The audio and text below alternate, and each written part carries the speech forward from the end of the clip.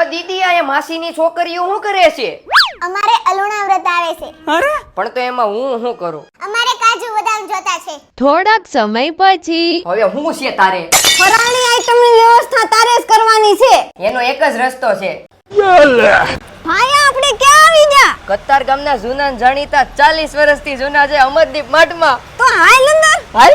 ગાડી સ્ટાર્ટ કર.